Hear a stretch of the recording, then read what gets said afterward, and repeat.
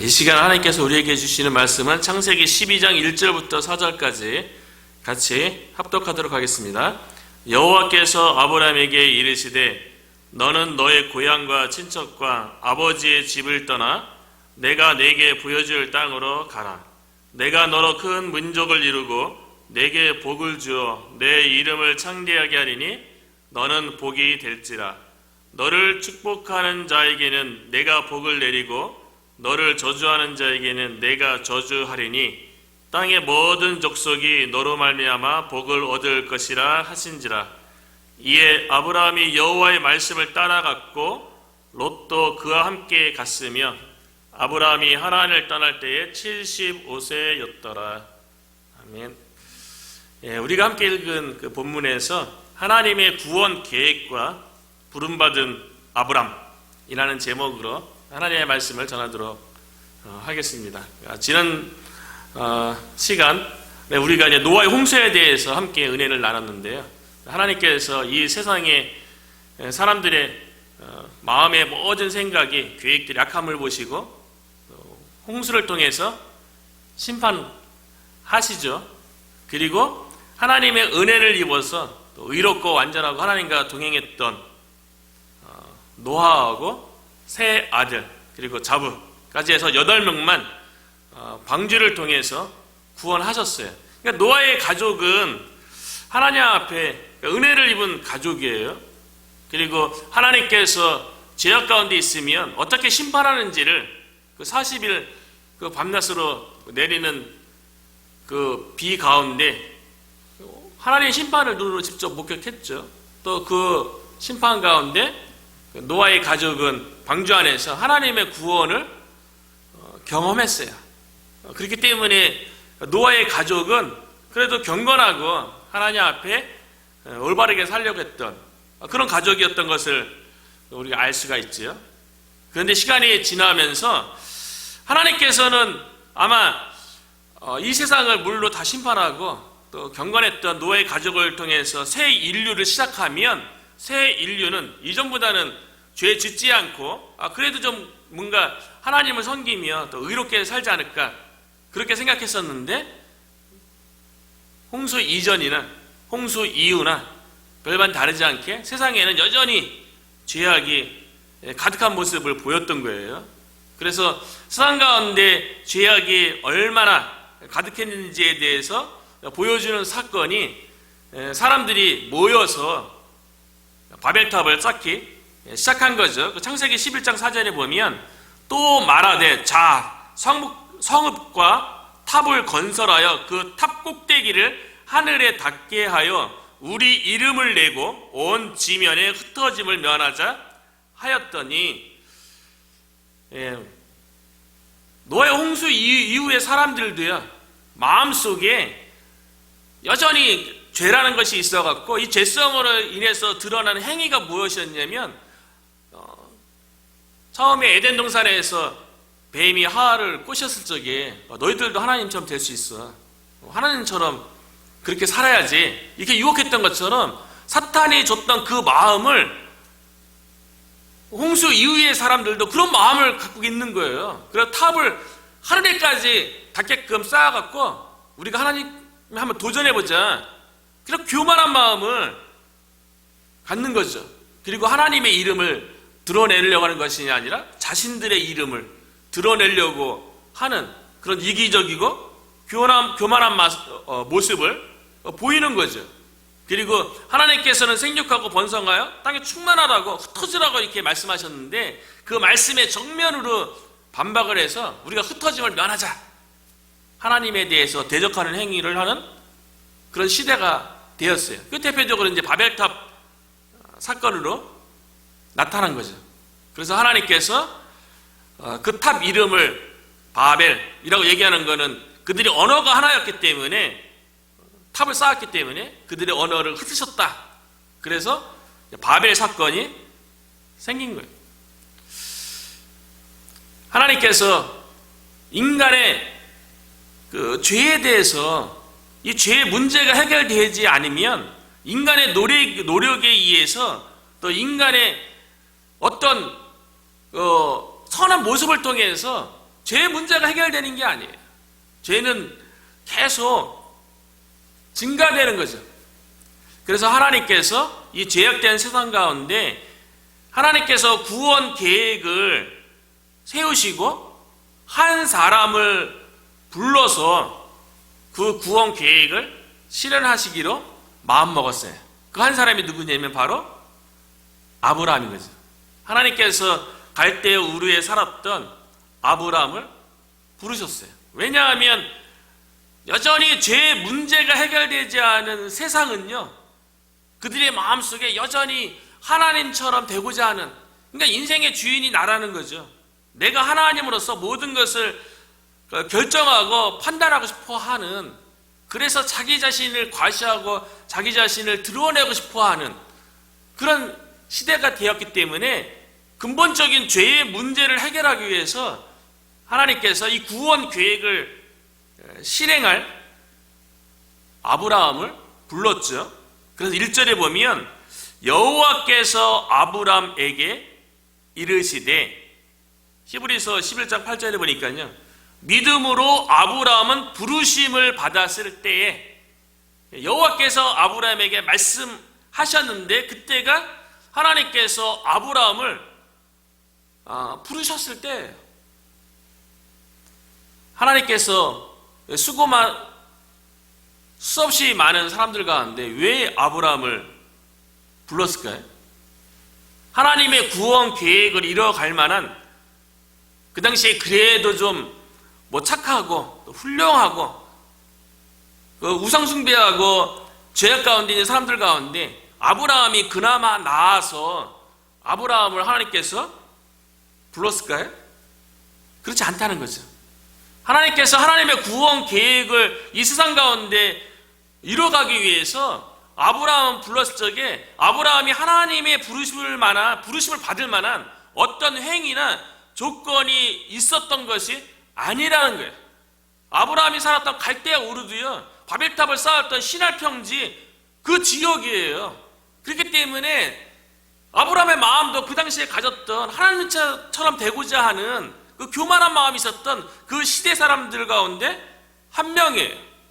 그리고 갈대아 우르는 유대인들의 전승에 의하면 아브라함의 아버지 데라가 우상을 조각하는 그런 사람이었다고 이야기해요. 실제로 여호수아서 24장 2절에 보면 여호수아가 모든 백성에게 이르되 이스라엘의 하나님 여호와께서 이같이 말씀하시기를 옛적에 너희의 조상들 곧 아브라함의 아버지 나홀의 아버지 데라가 강 저쪽에 거주하여 다른 신들을 섬겼으나, 데라의 가족 아브라함의 조상들이요 강 저편에서 우상을 섬기는 가운데 있었어요. 바벨탑 쌓던, 하나님처럼 되고자 했던 그런 마음을 가졌던 그런 지역에 아브라함이 있었던 거예요. 그런데 하나님께서 아브라함을 부르셨다는 거예요. 하나님의 부르심은요, 소명이죠. 하나님의 소명은요, 은혜에 기초하는 거예요. 오늘날도 마찬가지죠. 우리가 하나님의 다 부르심을 받았잖아요. 교회 자체가 하나님으로부터 부름받은 성도들이죠. 이 부르심에는요, 하나님의 은혜에 기초한다는 거죠. 그래서 디모데후서 1장 9절에 보니까 하나님이 우리를 구원하사 거룩하신 소명으로 부르심은, 우리가 거룩하신 소명으로 부르심을 받았죠. 우리의 행위대로 하심이 아니요, 아브라함도 행위 때문에 부름받은 게 아닌 거예요. 아브라함의 노력이 있어서 어떤 성취가 있어서 부름받은 게 아니라는 거예요. 오직 자기의 뜻과 영원 전부터 그리스도 예수 안에서 우리에게 주신 은혜대로 하심이라. 하나님의 은혜에 의해서 우리가 거룩한 소명의 부르심을 받은 거고요. 아브라함도 갈대아 우르에서 우상숭배하던 그 지역 가운데서 하나님의 은혜로 부르심을 받았다는 거죠. 우리가 무엇인데? 우리가 부름받을 만한 아무런 행위가 없잖아요. 그럼에도 불구하고 하나님의 은혜에 의해서 거룩한 소명으로 부르심 받는 이것에 대해서 우리가 삶 가운데 하나님의 은혜를 생각하면서 늘 감사하고, 내가 어떤 행위가 있어서 부름받은 것이 아니기 때문에 하나님 앞에서 겸손한 마음을 갖는 저 여러분이 되었으면 좋겠습니다. 아브라함이 하나님의 은혜로 부르심을 받은 거예요. 그러면서 하나님께서 아브라함에게 우상숭배가 심한, 그리고 바벨탑을 쌓는 그 교만한 하나님처럼 되고자 하는 그 마음이 있는 그 지역에서 떠나라고 명령하시는 거예요. 그래서 1절 중반부 이후에 보면 너는 너의 고향과 친척과 아버지의 집을 떠나 내가 내게 보여줄 땅으로 가라. 하나님께서는 갈대아 우르에서 하나님의 구원 계획을 이뤄가면 안 됩니까? 안 되는 거예요. 갈대아 우르에 있는 그 가치관, 그곳에 있는 생활 습관 가지고 하나님께서 행하시고자 하는 구원의 계획을 그곳에서는 이룰 수가 없는 거예요. 그렇기 때문에 하나님께서 아브라함에게 고향, 친척, 아비집 그것을 떠나는 거예요. 그런데 아브라함의 입장에서 고향, 친척, 아비집은 아브라함에게서 익숙한 곳이죠. 삶의 터전이죠. 그곳에서 삶의 유익과 또 삶의 안정과 미래가 보장받는 것이죠. 그러나 그것은 우상숭배하는 것이고 하나님을 멀리하는 지역이에요. 그렇기 때문에 그곳에서 하나님의 일을 할 수 없기 때문에 하나님께서 아브라함 보고 그것을 떠나라는 거죠. 그리고 하나님께서 아브라함에게 내가 내게 보여줄 땅으로 가라고 말씀하셨어요. 그런데 특이한 거는 하나님께서 아브라함에게 고향, 친척, 아비집을 떠나라는 그 조건에 대해서는 구체적으로 이렇게 언급하셔서 3가지씩이나 떠나게 하셨는데 내가 내게 보여줄 땅으로 가라는 구체적으로 언급을 안 해줬어요. 어디로 가라는 거예요? 어떻게 가라는 겁니까? 그냥 내가 내게 지시할 땅으로 가라고만 말씀하셨다는 거예요. 근데 그렇게 말씀하신 하나님의 의도가 있어요. 하나님의 계획이 있어요. 다시 이 본문에 대해서는 뭐 많이 읽었고 많이 설교도 하고 그랬는데 요번에 개인적으로 생각한 거는 이런 생각이 들었어요. 왜 하나님은 떠날 것에 대해서는 구체적으로 그 지시를 해갖고 언급을 해주는데 목적지에 대해서는 언급도 안 해주시고 어떻게 목적지에 가라고 말씀하지 않으신 것은 사실은 하나님께서 아브라함에게요 원하는 것은 아브라함이 목적지 가는 게 중요한 게 아니고요. 하나님께서 아브라함을 불렀을 적에 하나님께서 아브라함에게 원했던 것은 뭐냐면 아브라함에게 목적지가 그 어느 지역이 아니라 나중에 결론은 가나안 땅이죠. 가나안 땅이 아니라 아브라함을 부르신 하나님 자신이 아브라함의 목적지가 되기를 원했다는 거예요. 많은 생각이 들었어요.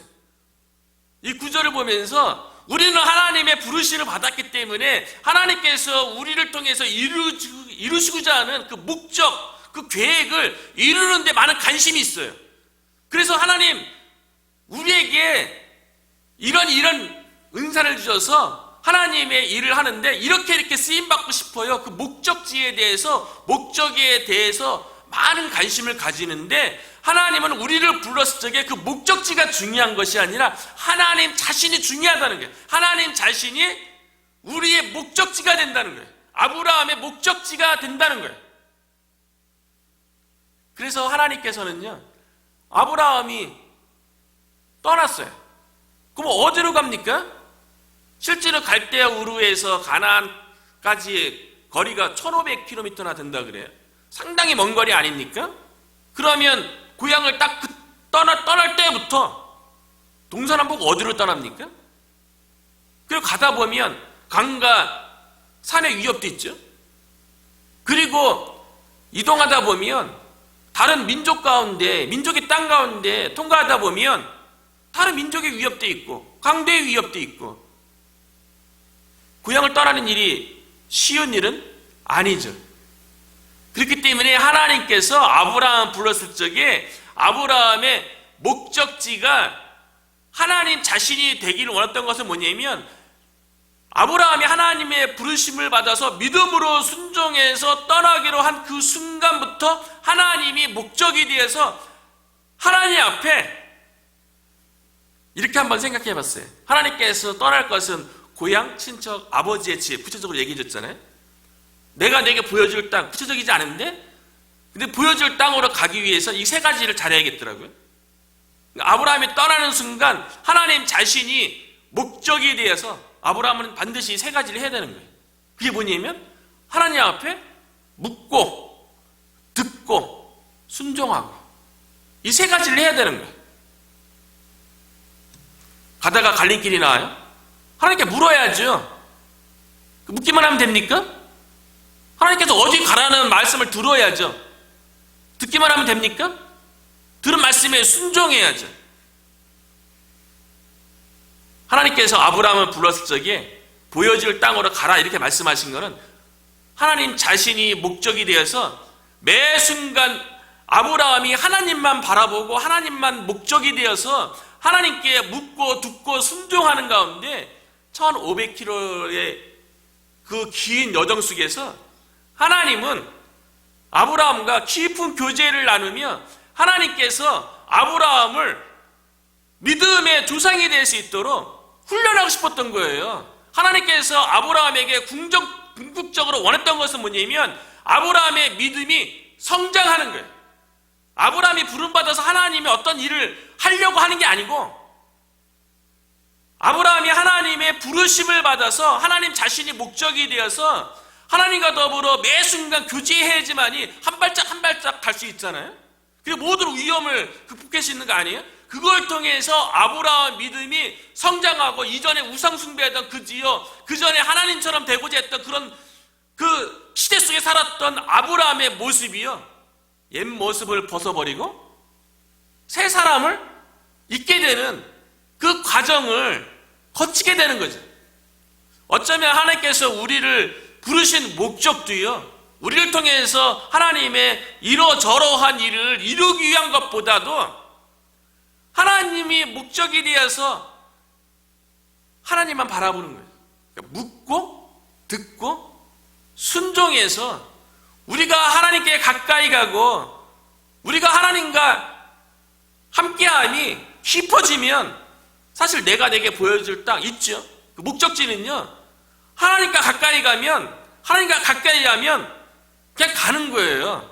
그 목적지 생각 안 해도요. 저와 여러분이 우리가 부름을 받아서 하나님의 사역을 감당한다고 얘기하지만 여러 가지 사역에 포커스 있기보다는 하나님 자신이 목적이 되어서 하나님을 더 가까이 할 수 있도록 날마다 삶 가운데서 묻고 듣고 순종하는 저와 여러분이 되시기를 주의 이름으로 축원합니다. 믿음으로 아브라함이 갈대우르를 떠났어요. 그때 하나님께서 믿음이 이제 자라야죠. 그래야지 아브라함에게 하나님의 구원 계획을 얘기해 줄 수 있죠. 그래서 하나님께서 아브라함과 언약을 맺으세요. 오늘 본문에도 일부분 그 언약에 대해서 이야기하고 있고, 창세기 15장에 가면 하나님께서 그 당시에 행해지던 고대의 의식을 통해서 구체적으로 하나님께서 아브라함을 통해서 어떤 구원 계획을 갖고 계신지 그 언약을 체결하는 의식을 진행해요. 그게 이제 횃불 언약이에요. 오늘 본문에도 보면 하나님께서 아브라함과 언약에 대해서 얘기한 게 장면이 나오죠. 그 자손에 대해서 그 아브라함의 이름을 창대하게 해주고 또 복이 될 것에 대해서 이야기해 주고요. 창세기 15장에 가면 더 구체적으로 셀 수 없이 많은 자손을 아브라함에게 주겠다. 자손에 대해서 약속해줘요. 그리고 가나안 땅을 주겠다. 땅에 대해서 얘기해줘요. 그리고 아브라함 자신이 복이 될 것이다. 라고 얘기해줘요.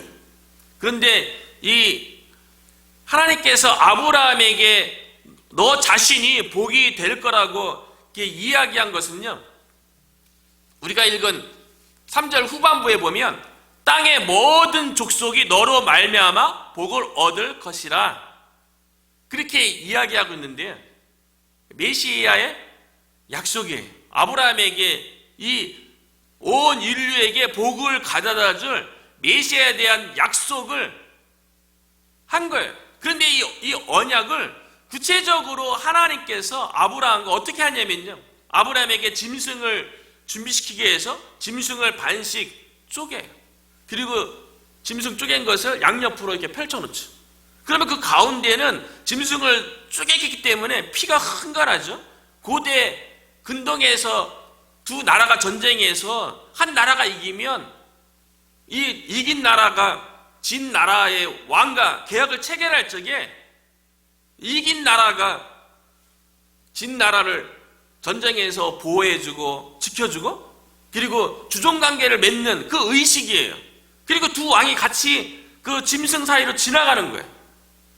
피가 흥건한 그 길을 걸어가는 거예요. 그리고 언약을 체결하는 거예요. 그래서 만약에 언약을 어기면 이와 같이 짐승이 쪼개진 것처럼 언약을 어긴 쪽이 죽임을 당할 것이다. 그런데 하나님께서요, 아브라함과 언약을 맺었잖아요.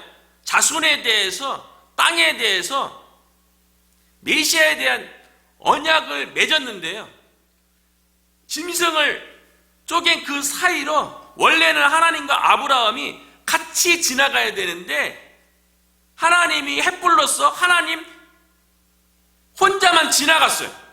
이 이야기는 뭐냐면 하나님께서 아브라함과 맺은 언약은 하나님의 일반적인 언약이라는 거예요. 하나님의 주권에 의해서 이루어지는 언약이라는 거예요. 아브라함은 지나가지 않았어요. 하나님께서 아브라함과 맺은 언약은 하나님께서 주권적으로 일방적으로 은혜로 이루시는 언약이라는 거예요. 그러니까 아브라함 언약은 은혜 언약인 거예요. 하나님께서 일방적으로 이뤄가는 거예요. 하나님께서 아브라함과 언약을 맺었어요. 그런데 아브라함이 그 하나님의 언약을 받을 만한 조건과 상황이 되는 게 아무것도 없어요. 어쩌면 아브라함에게 하나님께서 언약하신 것 중에 어떤 것 하나도, 자식이 있어야 많은 자손이 나오죠. 그리고 실질적으로 아브라함이 갈대아 우르를 떠나서 가나안 땅에 들어왔을 때는 이미 거주하는 7 족속이 있었어요. 내 땅도 아니에요. 그 자식이 없는데 그 자식의 후손을 통해서 메시아가 온다는 보장이 없는 거죠. 어쩌면 아브라함이 하나님의 이 언약에 대해서 믿음으로 받아들이고 순종할 수 있었던 이유는 이때 나이가 75세 아닙니까? 성경에 보면 사라는 아이를 잉태할 수 없다고 얘기하고 있어요. 어쩌면 아브라함의 삶 가운데 자녀가 없는 그 결핍이 하나님의 부르심에 대해서 순종할 수 있는 그런 계기가 되지 않았나, 그런 생각이 들어요. 자녀가 없는 그런 상황인데 하나님께서 약속한 거는 어마어마한 거 아니에요? 이 눈에 아무 증거 아니 비어도, 우리가 찬송했는데 아브라함이 하나님께서 언약해 준 것에 대해서 보이는 게 뭐 있어요? 아무것도 없어요. 그리고 실질적으로 아브라함과 사라의 그 삶 속에서는 결핍이죠. 하나님의 계획을 이룰 수 있는 어떤 근거도 없어요. 그것 때문에 아브라함이 더 믿음으로 하나님을 바라보고 의지하고 믿음의 결단으로 순종해서 떠났다는 생각이 들어요. 마찬가지로 우리의 삶 가운데도 아브라함처럼 삶에 결핍이 있는 부분이 있죠. 부족한 부분이 있죠. 연약한 부분이 있죠. 그 부분 때문에 오히려 하나님의 부르심에, 하나님의 약속에 더 믿음으로 순종하고 믿음으로 끝까지 붙잡을 수 있는 저와 여러분이 되었으면 좋겠습니다. 아브라함이 하나님께서 약속하신 자손과 땅과 이 메시아에 대한 이 약속은요, 하나님께서 이미 창세기 3장에서 말씀하셨던 거예요. 아담과 하와를 심판하는 가운데 하나님께서 여자의 후손이 올 것에 대해서 얘기했어요.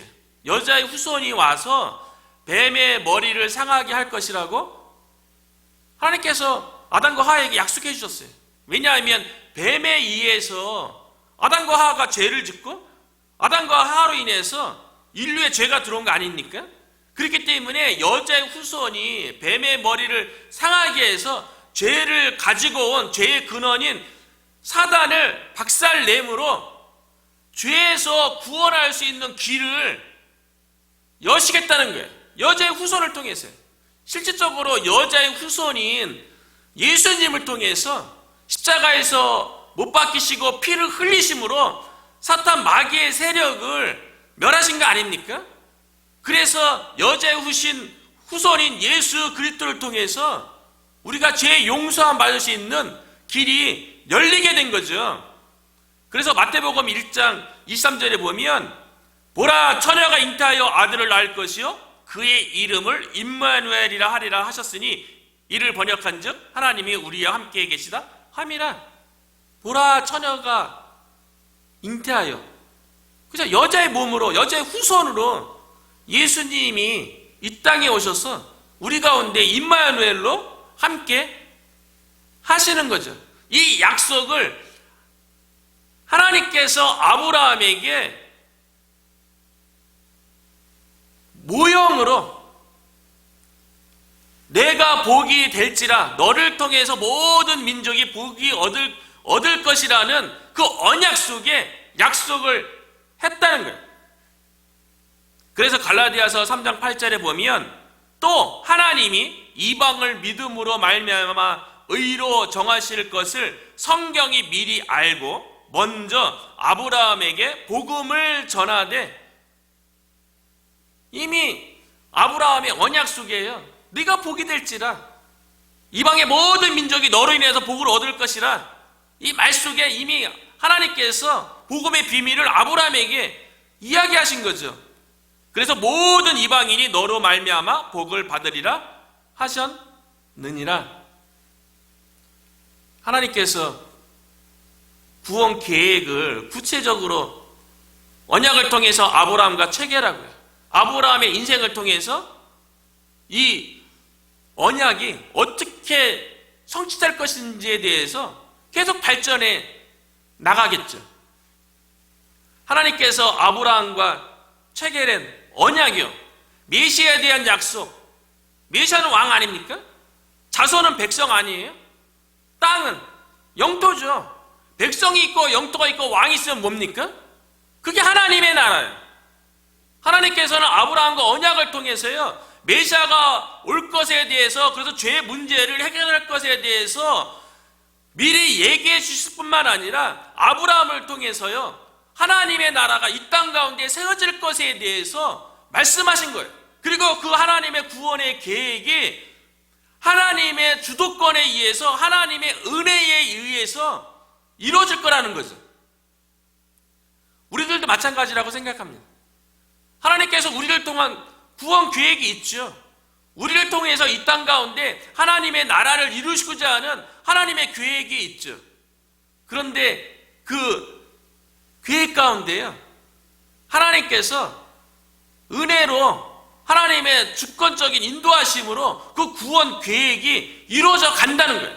우리가 협력해서 우리가 도와서 되는 게 아니고요, 우리가 믿음으로 순종하기만 하면, 아브라함이 그랬던 것처럼요, 자녀가 없는 상태였지만 믿음으로 순종했을 적에 하나님께서 아브라함에게 자식을 주고 가나안 땅을 주고 메시아에 대한 약속이 굳혀야 되잖아요. 저와 여러분도 하나님의 부르심을 받아서 마치 아브라함이 자녀가 없는 상태에서 하나님의 구원의 그 놀라운 계획을 들었던 것처럼, 어쩌면 우리도 부르심 받은 가운데 우리를 통해서 하나님께서 이루셔야 하는 구원에 대해서 눈에 보이는 건 아무것도 없다 할지라도 분명한 것은 딱 하나 있죠. 아브라함에게도 분명한 것은 딱 하나 있어요. 그게 뭐냐면 하나님의 부르심 받았다는 거예요. 하나님의 약속이 있다는 거예요. 이건 믿고 가는 거예요. 저와 여러분도 확실한 것 하나는 하나님의 부르심을 받았고 하나님의 약속의 말씀이 있다는 거죠. 이 부르심과 약속의 말씀을 붙잡고 우리가 하나님을 목적으로 하나님과 가까이 가다 보면 하나님께서 저와 여러분을 통해서 우리 교회를 통해서 이 지역 가운데서 하나님께서 이루시고자 하는 그 목적지는 하나님께서 신실하게 인도할 줄로 믿습니다.